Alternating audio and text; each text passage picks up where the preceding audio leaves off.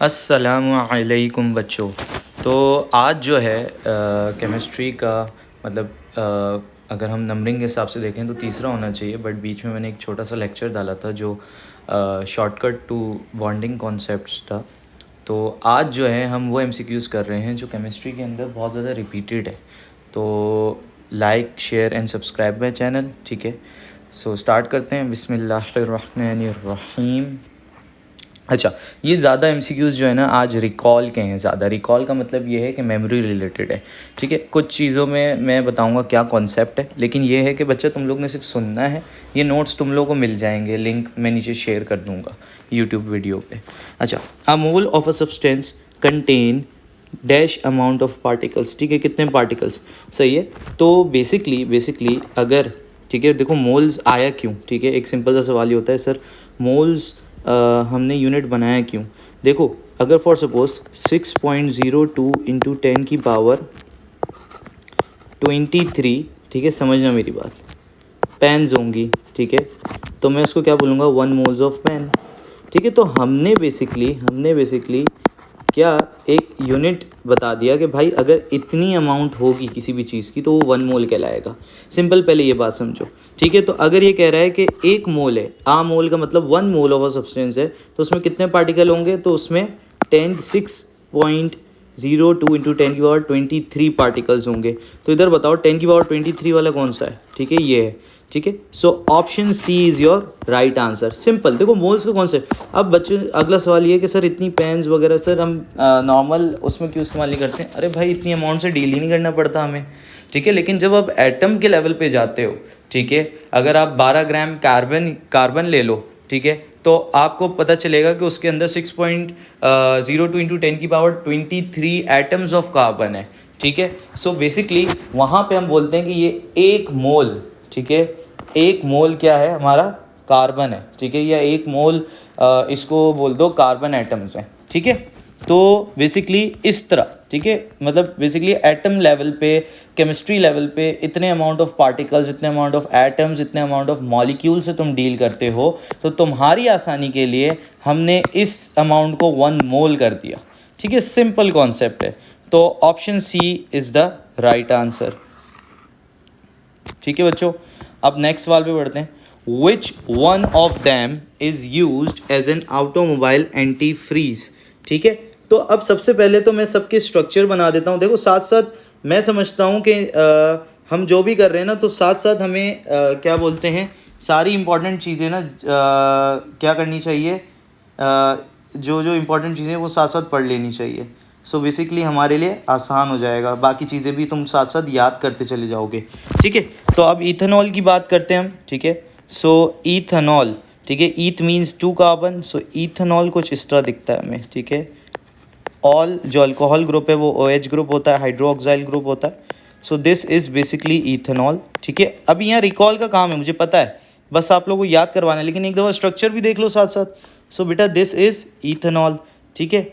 अच्छा एक minute, this is ethanol. अच्छा, अब अगर ईथीन की बात करें हम बेटा, तो ईथीन क्या है, अल्कीन है, 2 कार्बन वाला अल्कीन है। तो ये दिस इज़ ईथीन, ठीक है। Ethyne, ethylene glycol, ethylene glycol को इथेन 1,2 डायोल भी कहते हैं, ठीक है। क्या कहते हैं, इसका दूसरा नाम क्या है, ठीक है, इथेन 1,2 डायोल भी कहते हैं, ठीक है। इसका स्ट्रक्चर कुछ इस तरह दिखता है, देखो। डायोल का मतलब क्या है, 2 हाइड्रोक्साइल ग्रुप या 2 अल्कोहल ग्रुप लगे हुए होंगे, और ईथेन का मतलब क्या है, 2 कार्बन, ठीक है। तो देखो बिल्कुल नाम ही हर चीज़ बता रहा है। तो कुछ इस तरह दिखता है इथाइलिन ग्लाइकोल। प्रोपीन 3 कार्बन वाला क्या है, अल्कीन है, ठीक है। तो 3 कार्बन वाला मैंने बना दिया अल्कीन, ठीक है। ये कुछ इस तरह दिखता है। अच्छा, अब एंटी फ्रीज, ऑटोमोबाइल में antifreeze, as a antifreeze कौन इस्तेमाल होता है, तो बेटा अपने दिमाग में याद रखना, इट इज़ इथाइलिन ग्लाइकोल, सही है। इथाइलिन ग्लाइकोल एज यूज्ड होता है as an automobile antifreeze. अच्छा, अब बात करते हैं क्वेश्चन नंबर 3 की, ठीक है। तो बोला है जब एनिमल जो है इनहेल करते हैं ऑक्सीजन, तो ऑक्सीजन जो है या एयर इनहेल करते हैं, ठीक है, बेसिकली। तो ऑक्सीजन जो है, ठीक है, एल्विलाई में होता है क्या, देखो ये एल्विलाई है, लंग्स के अंदर गए, तुम लोग मेडिकल के स्टूडेंट होगे मोस्ट प्रोबेबली, ठीक है। तो इधर देखो, ये एल्विला है लंग्स के अंदर बिल्कुल, जहाँ गैशियस एक्सचेंज हो रहा है, ठीक है। ये कैपिलरी है जो ब्लड लेके आ रही है।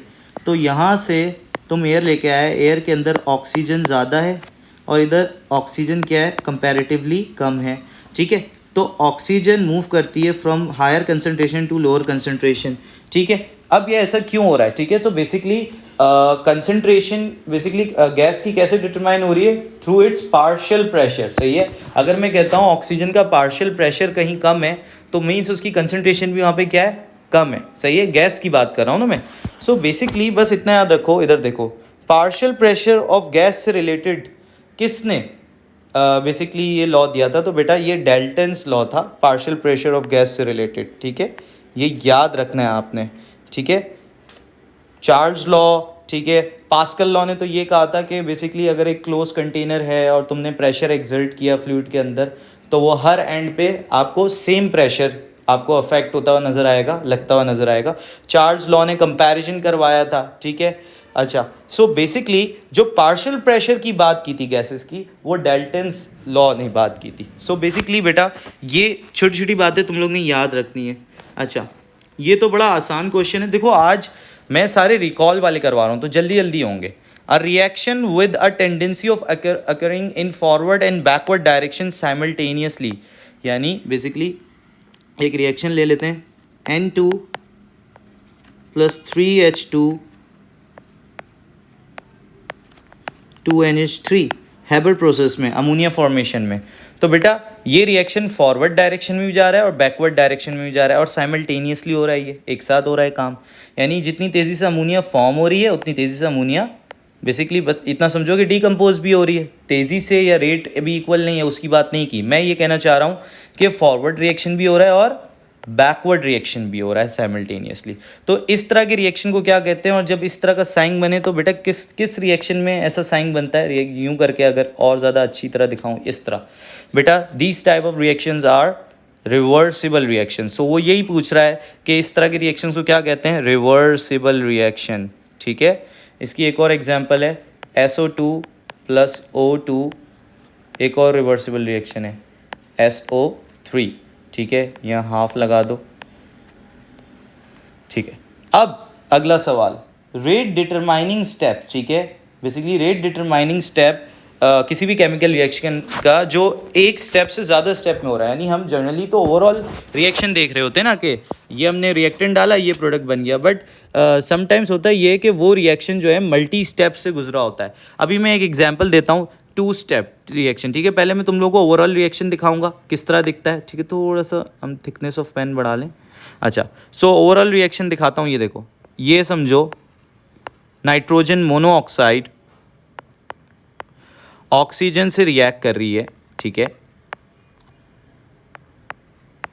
और क्या बन रहा है हमारे पास, नाइट्रोजन डाइऑक्साइड, ठीक है। ये जो है तुम्हारा ओवरऑल रिएक्शन है, ठीक है। क्या है ये बच्चों, ओवरऑल रिएक्शन है।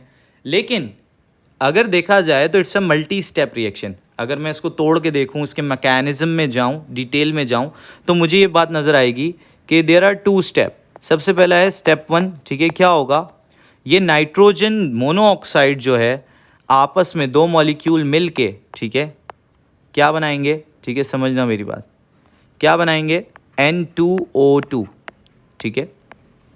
अच्छा, ये जो स्टेप है ये फास्ट है, सही है बच्चों। क्या है, ये वाला जो स्टेप है ये फास्ट है, तेज़ी से हो जाता है। स्टेप 2 जो है, ठीक है, वो क्या होगा, ये जो N2O2 बना है, ठीक है बच्चों, ये जो N2O2 बना है ये क्या आएगा, फिर कांटेक्ट में आएगा ऑक्सीजन से, सही है। किसके कांटेक्ट में आएगा, ऑक्सीजन से, और क्या बन जाएगी, 2NO2, ठीक है। और ये जो रिएक्शन है, ये जो स्टेप है ये स्लो है, ठीक है। तो मैं जो क्या चीज़ समझाना चाह रहा हूँ कि ये ओवरऑल रिएक्शन था बच्चों।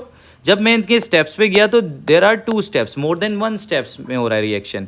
और मुझे एक बात नज़र आ रही है कि step 1 is faster, step 2 is slower, ठीक है। तो अगर अब मैं तुमसे सवाल पूछता हूँ कि मुझे बताओ इस ओवरऑल रिएक्शन का रेट डिटरमाइनिंग स्टेप कौन सा है, ठीक है। सो रेट डिटरमाइनिंग स्टेप जो है डिपेंड करता है, या rate of chemical reaction depend करता है जो रिएक्शन स्लोअर हो रहा है, ठीक है basically. So basically rate determining step of a chemical reaction which occurs in more than one step depends upon the slowest step. हमेशा याद रखना ये बात, ठीक है. पूरी ऑर्गेनिक केमिस्ट्री के अंदर वो जो SN1 SN2 पढ़ोगे, उसके अंदर भी ये बात पढ़ोगे सारी, सही है. तो ये बेसिक बात मत भूलना बच्चों, ठीक है. अगले उसकी तरफ बढ़ते हैं, ठीक है. अब अगली चीज़ हम करते हैं. तो बच्चा जो बेसिकली सिंथेटिक रबर, ठीक है, किस चीज़ की पॉलीमराइजेशन से फॉर्म होता है. सो इट्स बेसिकली क्लोरोप्रीन, सही है. अब ये क्लोरोप्रीन दिखता कैसे बेटा, दिखा देते हैं, ठीक है. तो ये कुछ इस तरह दिखता है.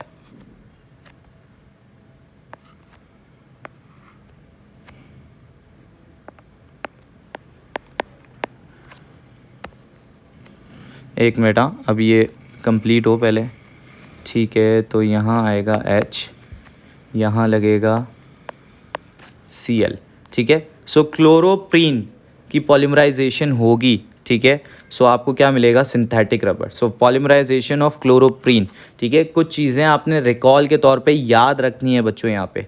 अच्छा, अब ये सबसे पसंदीदा क्वेश्चन मेरा, ठीक है, लेकिन आता ही बहुत कम है, लेकिन ये वो क्वेश्चंस हैं जो मोस्टली रिपीटेड हैं, ठीक है.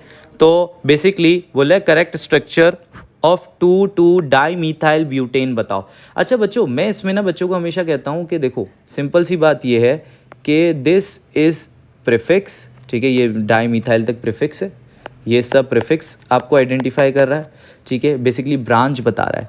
और ये जो है बेसिकली आपको क्या बता रहा है, मेन चेन के बारे में कुछ इन्फॉर्मेशन दे रहा है.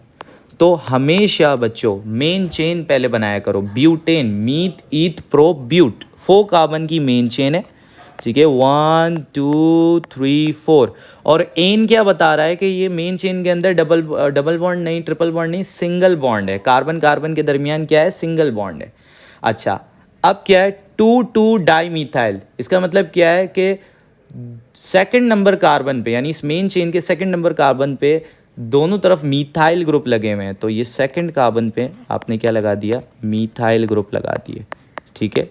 कुछ इस तरह, ठीक है. अब बाकी ये है कि हाइड्रोजन से आपने बाकी पूरा कर दिया यूं करके, ठीक है. ये अब कैसे कंपेयर करें, तो देखो अब क्या करना होता है, देखो इसको किस तरह लिखते हैं. देखो ये CH3 है, ठीक है.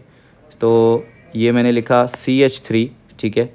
आगे क्या है, CH2, ठीक है. आगे क्या है, C, और उसके आगे 2 CH3 यूँ लगे हुए हैं. देखो ये C आया, इसके आगे 2 CH3 ब्रांच में लगे हुए हैं. तो बेटा इसको दिखाने का तरीका होता है CH3 यूँ ब्रैकेट में ला के 2, ठीक है, और आगे एक और CH3, ठीक है. सो ये हमारा आ रहा है. अच्छा, अब मसले की बात यहाँ पे ये है कि बेसिकली जो हमने लिखा है ना वो यूं लिखा है, ठीक है, लेकिन जो वहाँ उन्होंने सवालात ऑप्शन में दिया है वो यूं इस डायरेक्शन में दिया हुआ है. तो थोड़ी सी बच्चों को कन्फ्यूजन हो जाती है. मुझे जल्दी से देख के बताओ कौन सा ऑप्शन होगा. 2 मिनट वीडियो स्टॉप करो, तुम देखो, ठीक है. क्या ए से ये मैच कर रहा है, क्या ये जो है बी से मैच कर रहा है, क्या ये सी से मैच कर रहा है, क्या ये डी से मैच कर रहा है. तो अगर देखा जाए तो क्लियरली, ठीक है, ये ए से ही मैच कर रहा है. देखो ये रहा CH3, ये रहा CH3, ये CH3 और 2 ब्रांच दिखा रहा है, CH3 और 2. आगे आ गया C, ये आगे आ गया C, ये आगे आ गया CH2, ये आगे आ गया CH2, ये आ गया CH3, ये आ गया CH3. So option A is the right answer, ठीक है. ओके, अब क्वेश्चन नंबर 8 की बात करते हैं. In general formula of alkyl halides RX, ठीक है. तो बेटा RX, ठीक है, X रिप्रेजेंट. तो बेटा हमेशा याद रखना X पूरी केमिस्ट्री में जो है ना हैलोजन को ही रिप्रेजेंट करा होता है, ठीक है. तो देखो जैसे ये CH3Cl, ये एक अल्काइल हैलाइड की एग्जांपल है, ठीक है. जैसे हो गया C2H5Br, ठीक है. सो बेसिकली ये देखो ना, ये जो है ना अल्काइल ग्रुप है, ये CH3, ये C2H5, ये मीथाइल हो गया, ये ईथाइल हो गया. इसके आगे जो X है ये बेसिकली हेलोजन है, क्लोरीन, ब्रोमीन, फ्लोरीन, आयोडीन. तो ये जो अल्काइल हैलाइड्स होते हैं, देखो हेलोजन से ही हैलाइड्स बनते हैं ना. सो बेसिकली ये अल्काइल हैलाइड्स, नाम ही बता रहा है कि ये जो हैलाइड्स हैं, ये जो X जिसको हैलाइड कर रहे हो, ये बेसिकली X रिप्रेजेंट क्या कर रहा है, halogen groups. So basically X represent halogen, ठीक है. So option B is the right answer. अच्छा, the method which is used on industrial scale, ठीक है, the method which is used on industrial scale for production of alcohol from alkene, ठीक है। तो बेटा तुम्हारी केमिस्ट्री के अंदर, ठीक है, एक रिएक्शन जो अल्कीन से अल्कोहल तक जाने का है वो सिंपल है, ठीक है, थोड़ा सा रिवर्सिबल रिएक्शन होता है, लेकिन आप स्टीम से अल्कीन को, किससे, स्टीम, ठीक है, वाटर, बेसिकली वाटर, लेकिन स्टीम से, ठीक है, गैशियस फॉर्म में रिएक्ट करवाते हो in the presence of catalyst, H plus ion as a catalyst इस्तेमाल करते हो, सही है। तो क्या मिलता है आपको, अल्कोहल बना हुआ दिखता है। इसको आप sometimes catalytic hydration of alkenes भी कहते हो और हाइड्रेशन ऑफ अल्कीन्स भी कहते हो, ठीक है। सो बेसिकली अल्कीन से अल्कोहल बनाने का तरीका क्या है कि आप उसको water in the form of steam से रिएक्ट करवा दो, ठीक है, और उसमें H प्लस आइन यानी कोई H प्लस आइन की सोर्स डालनी पड़ेगी एज अ कैटलिस्ट, इसमें फॉस्फोरिक एसिड आप इस्तेमाल कर सकते हो, तो आपको अल्कोहल मिल जाएगा। इसकी अच्छी सी एग्जांपल ले लेते हैं भाई, ईथीन ले लेते हैं भाई,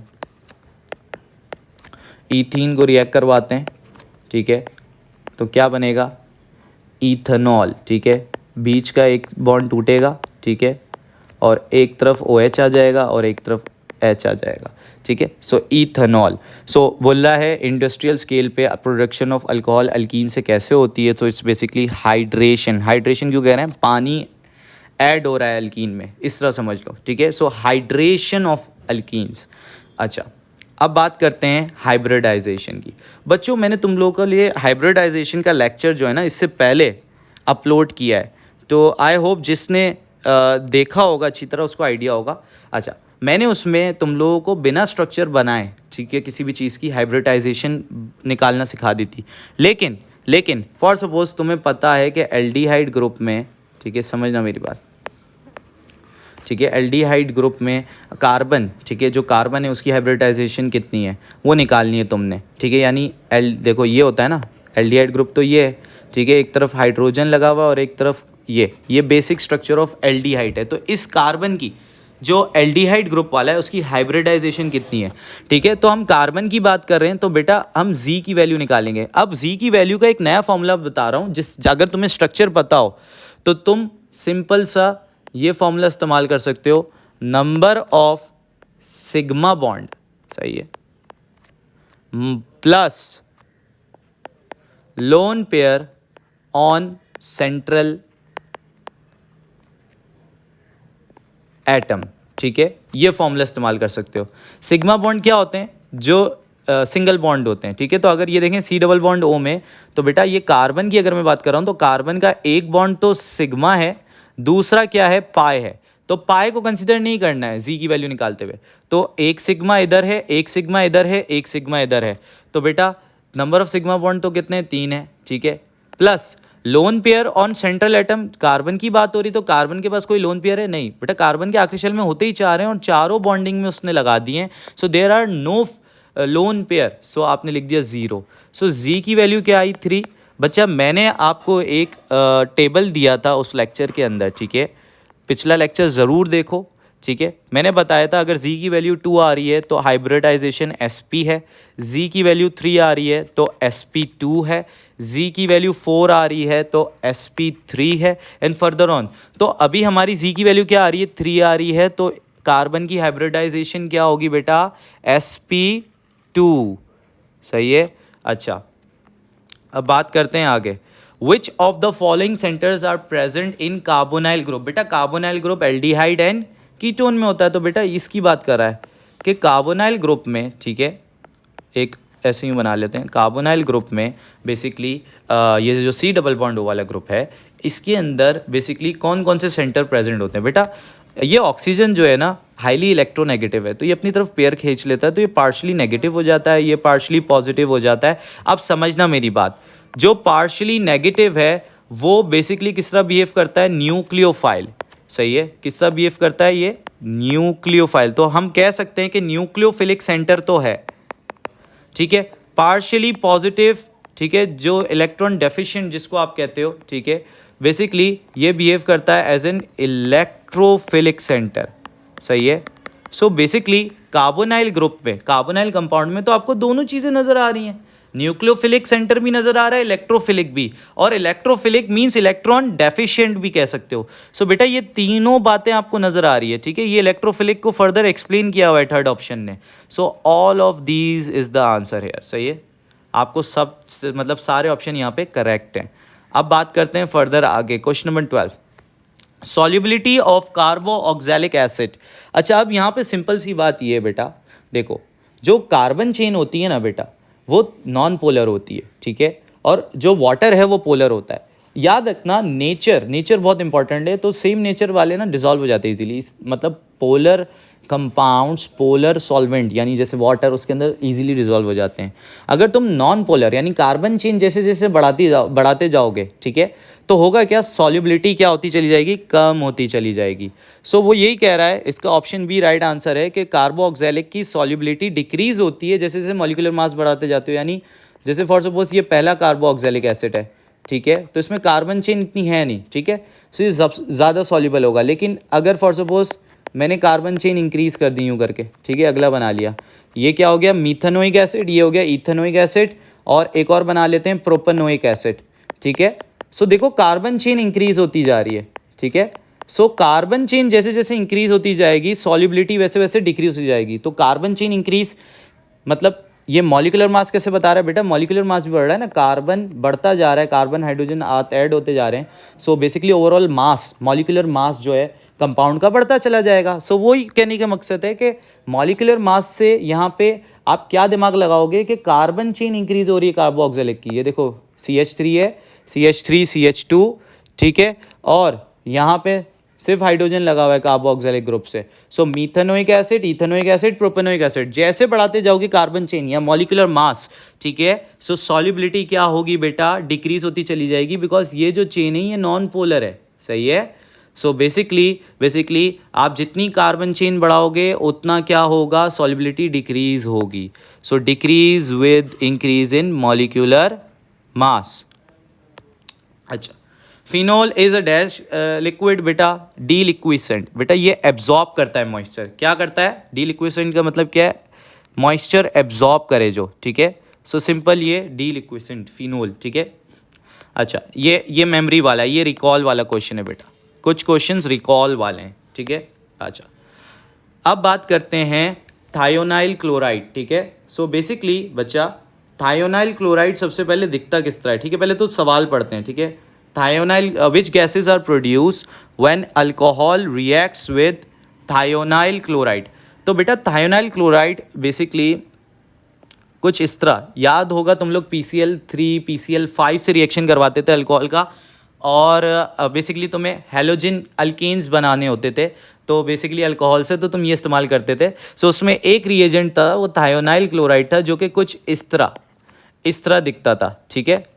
सो बेसिकली जब अल्कोहल इससे रिएक्ट करता है ना बेटा, तो याद रखना, ठीक है, when ever alcohol reacts with thionyl chloride, तो बेटा सबसे पहली बात, ठीक है, फॉर सपोज मैं अल्कोहल ले लेता हूँ CH3OH, तो बेटा क्या निकलेगा, CH3Cl निकलेगा साथ में, ठीक है। और इसके साथ दो और गैसेस बनेंगी, sulphur dioxide and hydrogen chloride, ठीक है, दो एसिडिक गैसेस निकलती है। तो वो यही कह रहा है कि कौन सी गैस प्रोड्यूस होती है जब अल्कोहल रिएक्ट करता है थायोनाइल क्लोराइड के साथ, तो sulphur dioxide and hydrogen chloride. So basically जो ऑप्शन बी है इज़ द राइट आंसर। अच्छा, अब मैंने तुम लोग के लिए, ठीक है, ये होमवर्क है तुम लोग का, तुम लोगों को 2 क्वेश्चन घर के लिए सॉल्व करने के लिए मैं दे रहा हूँ, ठीक है, और ये नोट्स मैं यूट्यूब वीडियो में अपलोड कर बेसिकली लिंक में लगा दूंगा नीचे। टाटा बाय बाय, अल्लाह हाफिज़।